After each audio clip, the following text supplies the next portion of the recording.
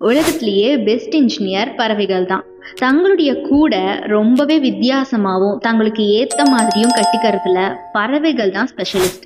அப்படிப்பட்ட பறவைகளுடைய கூடுகளில் best and டிஃப்ரெண்ட்டாக கட்டப்பட்ட 8 வித்தியாசமான பறவை கூடுகளை பற்றி தான் இந்த வீடியோவில் ஃபுல்லாக பார்க்க போகிறோம். Number 8, sociable viewer. தூக்கணாங்குருவி குடும்பத்தை சேர்ந்த ரொம்ப தனித்துவமான பறவை தான் இது. மற்ற பறவைகள் மாதிரி இல்லாமல் தனக்குன்னு தனியாக மட்டும் கூடு கட்டிக்காதான். இந்த சோஷியபிள் வீவர் பறவை நிறைய பறவைகள் கூட சேர்ந்து ஒரு பெரிய கூடா கட்டி ஒன்றா ஒரே குடும்பமாக தான் வாழுமா.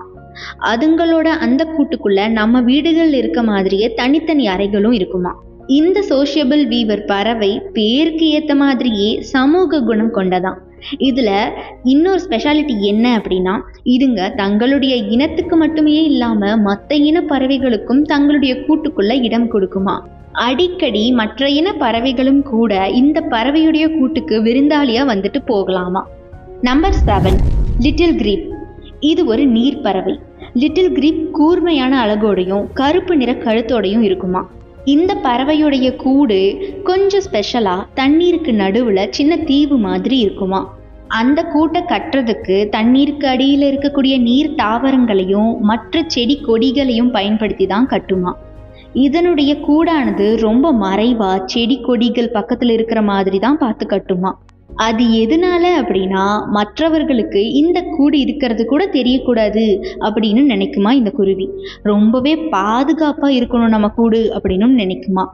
அந்த காரணத்தினால தான் இதனுடைய கூடை ரொம்பவே மறைவா கட்டிக்குமா இந்த லிட்டில் கிரீப். அது மட்டும் இல்லாம இந்த பறவை 4-7 முட்டை வரைக்கும் போடுமா. அந்த முட்டைகள் கூட யாரு கண்ணிலையும் பற்றக்கூடாதுன்னு அது மேல இலைகளை போட்டு மறைச்சு வச்சுக்குமா. அந்த முட்டையிலிருந்து வெளியே வரக்கூடிய சின்ன பறவை வெளியே வந்த கொஞ்ச நேரத்திலேயே தண்ணியில நீச்சல் அடிக்க ஆரம்பிச்சிருமா. Number 6, power bird. இத தோட்டப்பறவை அப்படின்னு சொல்லுவாங்க. இது வருஷத்துல பெரும்பகுதி தனிச்சே தான் வாழுமா.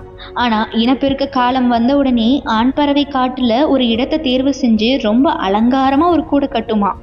அதுக்கு கிடைக்கக்கூடிய கண்ணாடி துண்டு, பிளாஸ்டிக் மூடிகள், கலரா இருக்கக்கூடிய குப்பைகள்னு எது கிடைச்சாலும் அதை கூட்டுக்கு எடுத்துட்டு வந்து அலங்காரம் பண்ணுமா கூட்டை. ஆண் பறவை ஏன் இவ்வளவு மெனக்கிடணும் இந்த கூட்டுக்கு அப்படின்னு தானே யோசிக்கிறீங்க. அது எதுக்காக அப்படின்னா, அந்த கூடு பெண் பறவைக்கு பிடிச்சால் மட்டும்தான் அந்த ஆண் பறவையோட பெண் பறவை ஜோடி சேருமா. அதனால தான் இந்த பவர் பேர்டு தான் இருக்கிறதுலயே பெஸ்ட் இன்டீரியர் டிசைனர் அப்படின்னு சொல்லப்படுது. Number 5, oven bird. மத்திய அமெரிக்கா, வட அமெரிக்கா, கெரிபியன் தீவுகளில் வாழக்கூடிய சின்ன பறவை தான் இது. இந்த பறவை கட்டக்கூடிய கூடு மூலமா தான் அதுக்கு ஓவன் பேர்ட் அப்படிங்கிற பேர் வந்திருக்கான். இந்த பறவை களிமண்ணையும் வேறு ஒரு சில இலை மற்றும் நாறுகளை வச்சுதான் கூடை கட்டுமா. இதோட கூடு சமையல் பாத்திரம் மாதிரியே மண்ணால் ஆனதாக இருக்குமா. இந்த பறவையுடைய கூட்டை புதுசா பார்க்கும்போது உண்மையான மண்பானைய மரத்து மேல வச்ச மாதிரியே தத்ரூபமா இருக்குமா. அந்த கூட்டை ஆண் பறவையும் பெண் பறவையும் சேர்ந்துதான் கட்டுமா. இந்த ஓவன் பேர்டுக்கு காட்டு பகுதியும் கிராம பகுதியும் தான் ரொம்ப பிடிக்குமா. இதனாலேயே கிராமப்புறத்துல இருக்கக்கூடிய மக்கள் தான் இந்த ஓவன் பேர்டை அதிகமா பார்க்க முடியும் அப்படின்னு சொல்லப்படுது. Number 4, fault eagle. அமெரிக்க நாட்டோட தேசிய பறவை தான் இது. இதுக்கு வெண்தலை கழுகு அப்படின்னு இன்னொரு பேரும் இருக்கு. இதுவரைக்கும் பதிவு செஞ்சதுலேயே ஒரே ஒரு கழுகு கூடு 4 மீட்டர் உயரமும் 2.5 மீட்டர் அகலமும் கிட்டத்தட்ட 1 டன் எடையும் கொண்டு ரொம்பவே பெருசா இருக்கிறது இந்த பால்ட் ஈகிளோட கூடுதானாமா. கழுகு அப்படிங்கிறது ரொம்ப பெரிய பறவை. அப்படிங்கிறதுனால மட்டுமே அதனுடைய கூடு ரொம்ப பெருசா இருக்கும் அப்படின்னு நம்ம எல்லாருக்கும் தெரியும்.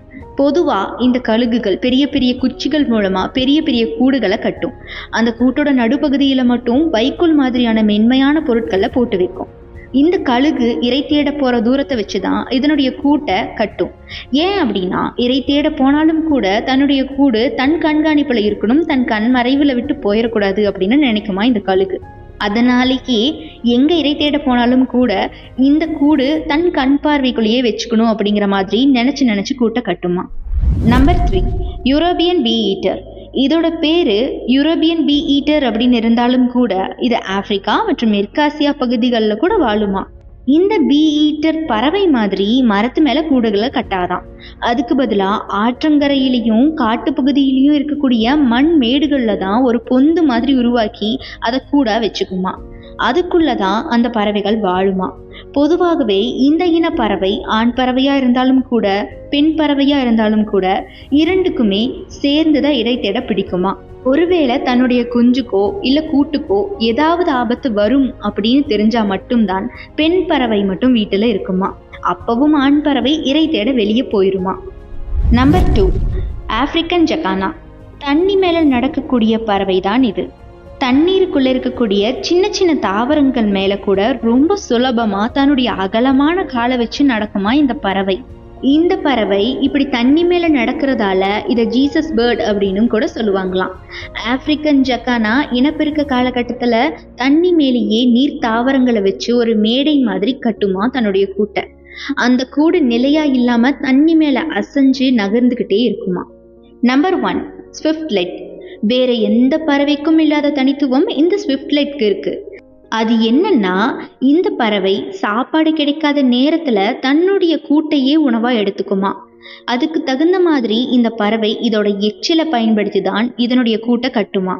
ஸ்விஃப்ட்லெட் பறவை இந்தியா உட்பட தெற்காசிய நாடுகள்ல வாழுமா.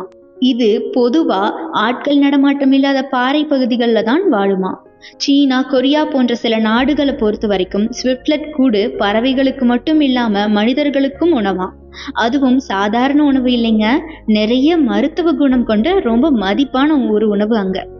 அதனாலேயே இந்த பறவை கூட்டுக்கு ரொம்பவே டிமாண்ட் அதிகம். இப்ப நான் சொன்ன இந்த 8 வித்தியாசமான பறவை கூடுகள்லயே எந்த கூடு உங்களுக்கு ரொம்ப பிடிச்சது அப்படின்னு மறக்காம கமெண்ட் பாக்ஸ்ல கமெண்ட் பண்ணுங்க.